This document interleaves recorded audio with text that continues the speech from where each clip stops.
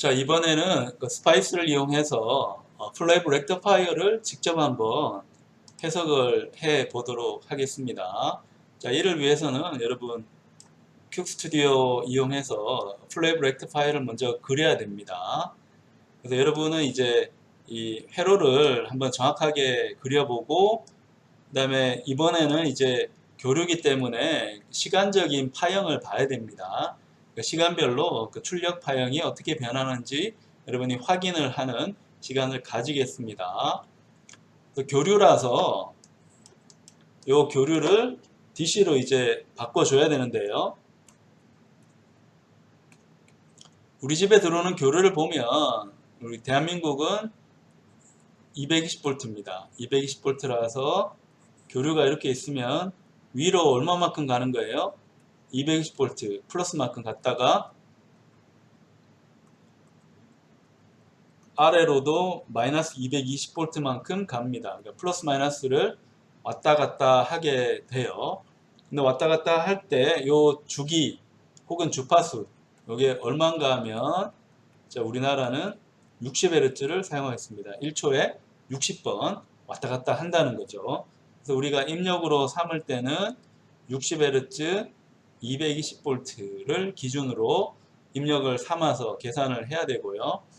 근데 이 220V는 너무 높기 때문에 전압을 좀 낮춰야 됩니다. 전압을 낮추는 쉬운 방법은 변압기 사용하는 겁니다. 변압기. 자, 변압기 사용하는 거라서 이 트랜스포머 이용해서 전압을 낮춰야 되고요. 그리고 플레이 렉티파이어를 우리가 만들어 줄 때, 전파 정류기 만들어 줄 때 성능이 그래도 제일 좋은 게 브릿지 렉티파이어니까 브릿지 렉티파이어를 그려서 한번 이 전파 정류기 플레이 렉티파이어를 해석을 해 보겠습니다. 그리고 출력은 1kΩ 저항을 이제 놓고, 그때 픽 볼티지는 이제 최대 전압입니다. 전압이 이제 왔다 갔다 이렇게 할 건데, 요 피크 전압이 얼마? 플러스 7V가 나오게 계산을 하면 됩니다. 그 설계를 하면 되는 거라서 요걸 우리가 기본적으로 이해를 하고 스파이스의 회로를 한번 그려보도록 하겠습니다. 자, 스파이스 프로그램을 이제 실행을 시키면 퀵 스튜디오가 뜨게 되고요. 자, 우리가 먼저 해야 되는 거는 교류 전압원부터 먼저 만들어 줘야 되니까 컴포넌트에 가서 콤보 박스를 누르면 여기에 소스라는 게 있습니다. 이 중에서 우리 매번 DC 볼티지 소스를 많이 사용했는데, 이번에는 DC 볼티지 소스 말고 AC 볼티지 소스를 가지고 오겠습니다. 얘는 AC 특성을 나타내는데, 자, 요 특성은 우리가 원하는 특성은 아니기 때문에 좀 값을 바꿔야 됩니다. 그래서 더블 클릭을 해서 들어가면, 그때 이 픽 볼티지는 얼마로 하는가 하면 220V로 하라는 뜻입니다. 220V로 하고, 자, 그 다음에 우리 전압은 설정을 했고, 그리고 주파수는 60Hz라니까 60하고, 기간은 너무 높으니까 지우고 이렇게 해줍니다. 이렇게 해서 apply, OK 하면 이제 요 AC 볼티 소스는 220V를 출력으로 내게 됩니다.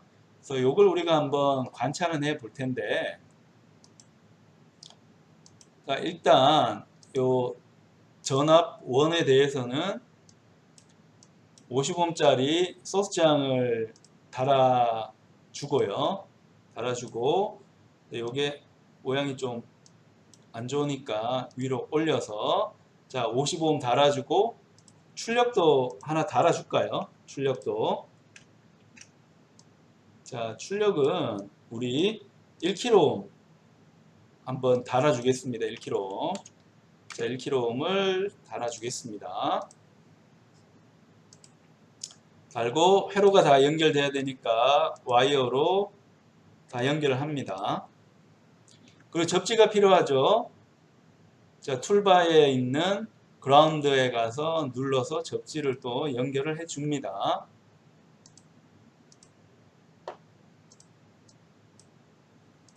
자, 다음으로 우리 R2 1km에 걸리는 전압을 한번 시간적으로 보고 싶습니다. DC가 아니고 AC적으로 시간적으로 한번 변화를 보고 싶어서 디바이스에 가서 볼티지 프로브를 가지고 오겠습니다. 가지고 와서 이름은 Vout으로 바꾸겠습니다. Vout으로 바꿔서 출력을 한번 관찰을 해볼 거고, 이 프로브를 쓸 때 여러분 접지를 빠뜨리는 경우가 있는데 플러스만 연결해서 되지 않고 꼭 마이너스 쪽에도 연결해야 됩니다. 근데 보통은 접지를 우리 전압으로 간주를 하기 때문에 마이너스 단자는 프로브의 마이너스 단자는 접지 쪽에 연결을 해서 R2 밑에 있는 그라운드 단자를 재는 것처럼 해야 됩니다. 이게 싫으면 선을 이렇게 그려줘야 되거든요. 이렇게 그려줘야 되는데 이게 번거롭잖아요. 번거로워서 여기가 이미 접지기 때문에 굳이 이렇게 할 필요 없이 여기다가 접지를 연결해주면 좀 전에 연결한 선하고 똑같은 특성이 얻어집니다. 자, 그래서 이걸 한번 일단 계산부터 해봅시다. AC 전압원이 220V 60Hz라고 했는데 그게 나오는지 보기 위해서 시뮬레이션즈에 가는데 이번에는 DC가 아니고요. 트랜션 시뮬레이션을 갖고 오겠습니다. 뭔가 이제 말이 어려운 것 같은데 그러니까 트랜시언트라는 거는 갑자기 변한다는 뜻입니다. 갑자기 변한다는 뜻이라서 여러분 회로 이론 시간에 DC 회로 해석 배운 다음에 AC 쪽으로 넘어가서 주파수 특성도 이제 배웠지만 시간적인 변화 특성도 해석하는 방법을 배웠을 겁니다. 그때 우리가 쓰는 용어가 트랜시언 리스폰스, 그러니까 과도 응답 혹은 뭐 천이 응답 이렇게 이야기할 수 있을 겁니다. 그러니까 시간적으로 변하는 특성을 표시를 해준다 이렇게 생각을 하면 쉬울 것 같습니다.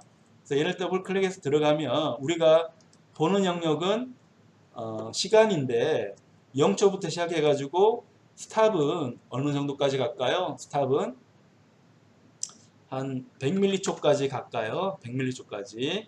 자, 포인트 501개는 너무 많으니까 201개 정도로 포인트를 좀 바꾸겠습니다. 자, 이렇게 해서 저장을 하고, 자, CKT 이번에 한 5 정도로 해서 저장을 하고요. 그리고 시뮬레이션 한번 눌러줍니다. 자, 그러면 이게 출력이 얻어지는데, 요 출력은 저절로 이제 그려준 것 같은데, 요게 혹시 안 나왔으면 요 그래프가 보이죠? 요 그래프를 갖고 와서 이 데이터셋에 있는 Vout은 우리가 프로브로 설정한 겁니다. 얘를 클릭을 해서 그려주면 됩니다. 자, 그러면 그래프가 예쁘게 나오죠. 요게 이제 교류고 그 피크 값이 얼마가 뜨는 겁니까? 거의 220V까지 가는 거죠. 갔다가 마이너스로 얼마까지 갑니까? 또 마이너스 220까지 가면서 이게 출렁출렁 하는 겁니다. 이게 우리 집에 들어오는 전압원의 특성입니다. 근데 여기서 이제 하라는 거는 여기가 끝이 아니고, 자, 얘 이용해 가지고 피크가 이제 7V짜리 전압을 한번 만들라는 겁니다. 피크가 7V 7V짜리 만들려고 하면 우리가 뭘 써야 되는가 하면 트랜스포머 변압기를 써야 됩니다. 변압기를 써야 돼서 다시 럼프 컴포넌트에 가면, 자, 여기 저항도 있지만 밑에 보면 트랜스포머라는 게 있습니다. 얘가 변압기입니다. 얘를 여러분이 써주면 되는 거예요. 자, 여기서 그러면 이 선을 좀 끊겠습니다. 이렇게 끊고 이쪽으로 이제 갖고 와서 변압기를 이번에 연결을 할게요. 변압기. 이 변압기가 입력에 딱 연결이 되고요. 출력 쪽에 또 연결이 돼야 되니까 얘를 우리 부하를 갖고 와서 자, 얘 가지고 연결을 하겠습니다. 자, 여기도 이렇게 연결돼야 되겠고요. 이렇게 연결이 돼야 좋을 것 같습니다. 조금 더 내릴까요? 자, 이 정도로 이제 내려놓고 다시 접지 연결을 합니다. 자, 트랜스폼을 쓰는 경우에 입력 쪽하고 출력 쪽에 다 접지를 연결을 해야 합니다. 왜 이렇게 해야 되는가 하면 요 그림에도 그렇지만 입력 쪽 회로하고 출력 쪽 회로는 정기적으로 연결되어 있지 않습니다. 근데도 어떻게 얘가 전압을 바꿔주는가 하면 이 속에 있는 자기장이 연결되어 있어서 그렇습니다. 정기적으로 연결되어 있지 않고 떨어져 있기 때문에 일단 접지는 연결을 해줘야 됩니다. 그래서 이 트랜스포머를 이용하면 전압을 바꿀 수가 있는데, 자, 전압을 바꿔주는 비율은 자, 입력 쪽에 있는 선을 감은 횟수, 출력 쪽에 있는 선을 감은 횟수, 이 두 선 감은 횟수 비율이 전압의 비율입니다. 그러니까 많이 감아주면 발전 많이 해서 전압이 높고 적게 감아주면 전압이 높지 못합니다. 그래서 얘도 더블 클릭해서 이제 T자를 이제 값을 설정을 해줘야 되는데, 여기 보면 voltage transformation ratio 뭔가 어려운데 voltage는 전압이고 transform을 더 고상하게 표현하면 transformation입니다. transformation 이 변환이라는 뜻입니다. 전압을 바꿔주는 ratio는 비율인데 우리 얼마로 바꾸고 싶은 거예요? 자, 우리는 220볼트인데 출력 쪽은 얼마로 놨으면 좋겠어요? 7볼트? 7? 이 정도 해볼까요? 그래서 OK 한번 눌러봅니다. 그럼 얘는 뭔가 하면 자, 프로그래밍 언어에서 요 비스듬하게 있는 선은 나눌 셈이죠. 그러니까 220 나누기 7. 그러니까 권선비가 입력 쪽은 220번 감았으면 출력 쪽은 7번 감으라는 겁니다. 그 비율로 변압을 하라는 뜻입니다. 자, 이렇게 해서 우리 한번 시뮬레이션을 해볼까요? 자, 시뮬레이션 누르면 전압이 어떻게 됐나요? 전압이 바뀌었죠. 전압이 바뀐 거를 우리가 볼 수가 있습니다. 근데 전압이 왜 바뀌었나 보면 변압기에 있는 전압의 변환 비율을 우리가 고정을 했습니다. 얼마로? 220 나누기 7로 고정했기 때문에 220V 최대로 이제 떴던 게 7V로 나눠졌습니다. 그래서 변압기는 이렇게 설계하면 되고, 그 다음에 우리 목표가 여기가 이제 끝이 아니고, 자, 얘를 한 다음에 자, 우리 브릿지 렉티파이어를 이제 만들려고 했습니다. 브릿지 렉티파이어 만들기 때문에 자, 여기 지우고 다이오드를 갖고 와야 됩니다. 다이오드. 브릿지 렉티파이어는 어떻게 만들었는가 봐야 되는데, 자, 이 다이오드 한번 갖고 와 보면, 자, 브릿지 렉티파이어는 이렇게 만듭니다. 위쪽이 플러스면 다이오드 전류가 위에서 아래로 흐르게 해서 자, 브릿지를 통과하고 다시 밑으로 전류가 흐르게 구선을 해야 됩니다. 요걸 이렇게 하라는 거죠. 그죠? 이렇게 하는데 여기다가 이제 부하장을 달아야 되는데, 부하장을 비스듬하게 달려고 하면 너무 복잡해질 것 같아서, 그러니까 이렇게 달지 않고 선을 이렇게 좀 빼겠습니다. 빼서 이렇게 하면 연결을 해 볼게요. 이렇게. 그 다음에 위에서는 이렇게. 그럼 어떻게 되나요? 위쪽이 이제 플러스면, 자, 위쪽이 플러스면, 자, 위쪽이 플러스면, 이쪽에서 전류가 위에서 밑으로 흘러서 어디로 가나요? 저항 쪽으로 갔다가 다시 그 D2 쪽으로 가야 되겠죠. D2 쪽으로. 그죠? D2 쪽으로 가야 되니까 얘를 자, 이렇게 연결하겠습니다. D2 쪽으로 가도록 연결을 하고 그 다음에 D2 쪽으로 간 전류는 다시 트랜스포머 쪽으로 돌아가야 되니까 이렇게 연결하겠습니다. 그럼 플러스 전압이면 D1을 거쳐서 R2를 거쳐서 D2로 가서 다시 트랜스포머로 돌아가는 회로를 구성을 했습니다.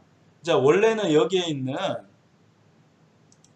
저항이 자, 여기 있는 저항이 여기 배치가 돼서 그 브릿지 역할을 해줘야 되죠. 근데 이게 복잡해졌기 때문에 우리 그렇게 하지 않고 바깥으로 이제 뺐습니다. 근데 회로적으로는 동일합니다. 그래서 지금 브릿지 렉티파이어 중에서 반쪽만 한번 구성을 한 건데 여기까지만 해가지고 한번 시뮬레이션 해볼까요? 시뮬레이션 해보면 브릿지 렉티파이어의 신호가 나오긴 하는데 어떻게 나오나요? 반쪽만 나오죠. 왜냐하면 이 브릿지 렉티파이어에 반만 연결했으니까 원래 4개가 있어야 되는데 2개만 연결했으니까 반쪽만 나오고 있는 상태입니다. 자, 그리고 우리 목표는 요 피크 전압이 7V를 했으면 좋겠는데 전압이 줄어들었죠. 줄어든 이유는 뭔가요? 줄어든 이유는 여기에 있는 다이오드를 거치면서 전압이 0.7V 정도가 떨어집니다. 근데 이 R1 저항을 통과하는 전류는 다이오드를 2개를 거치기 때문에 실제는 1.4V 정도가 떨어져요. 그래서 트랜스포머에서 전압을 만들어 줄 때 7로 하면 안 되고 얘보다는 조금 더 크게 7에다가 1.4V 정도 높은 8.4로 한번 해보겠습니다. 8.4 8.4로 하고 자, 그리고 포인트도 이게 조금 더 많은 게 좋겠어요. 약간 꺾이는 게 보여서 301포인트로 해가지고 시뮬레이션 돌려보면 아직도 7V가 안 나왔네요. 그래서 전압을 조금 더 한 9V 해볼까요? 9V. 9V에서 한번 돌려봅니다. 7V가 또 넘어갔네요. 그러니까 그 사이 값이라는 거니까 한 이번에 8.7 정도로 해서 한번 돌려봅니다. 그러면 조금 더 줄여야겠어요. 8.6 정도에서 다시 돌려보면 거의 7V가 나왔죠. 자, 요게 이제 여러분이 해야 되는 과제가 되는 거고, 자, 근데 브릿지 렉티파이어는 반만 연결했으니까 다시 나머지 반을 연결을 해야 됩니다.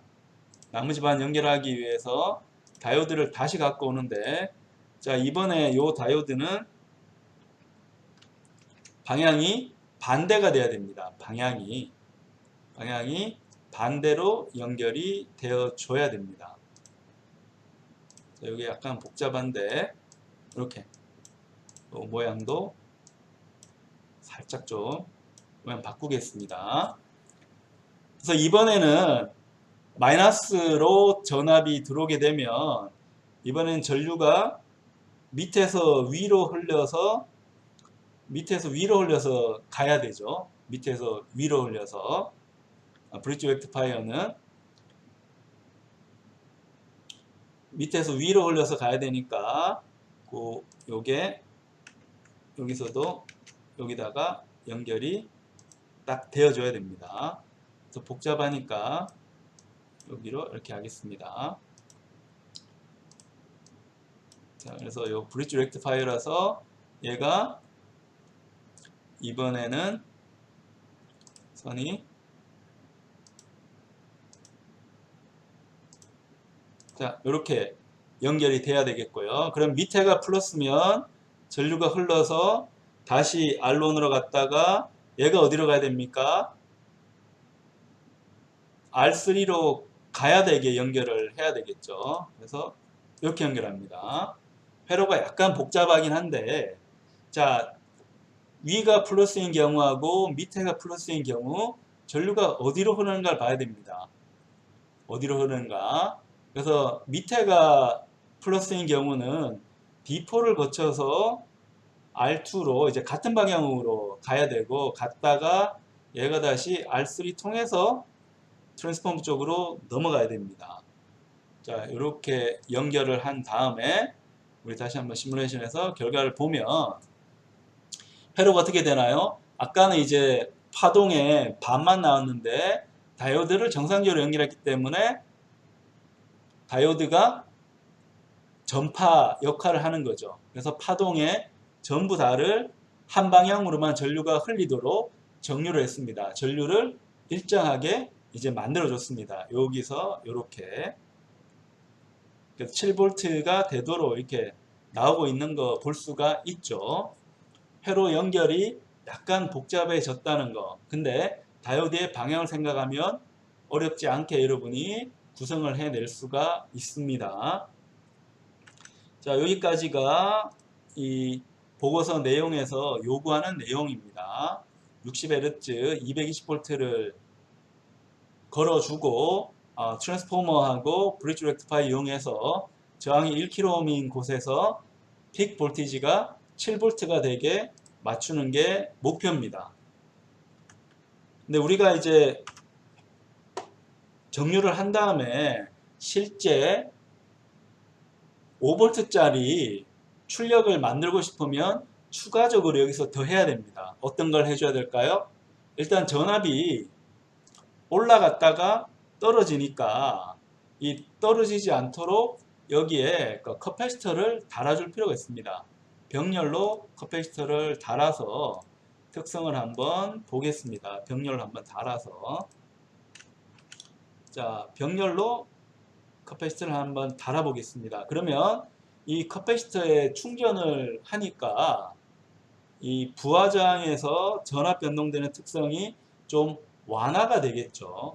자, 얘는 피코페럿은 너무 작으니까 한 마이크로페럿 정도로 한번 가볼까요? 마이크로페럿. 10마이크로페럿 정도로 한번 가볼까요?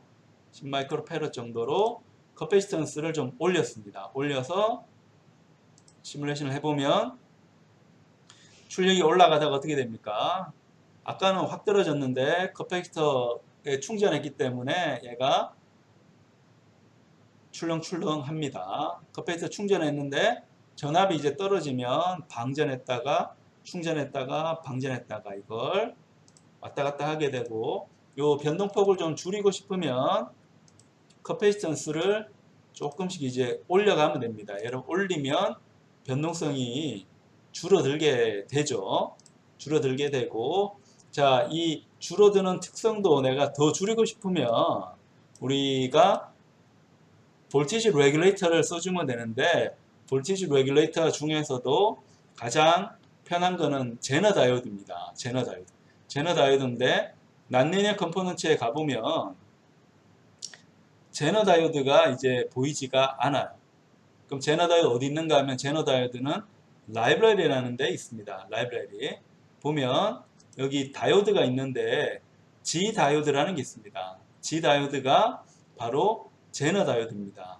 제너 다이오드인데 여기 보면 전압이 보이죠. 전압이 3.3, 3.6 점점 올라가서 4.3, 5.1 있는데 내가 5V 만들고 싶으면 얘를 갖고 와서 연결을 해주면 됩니다.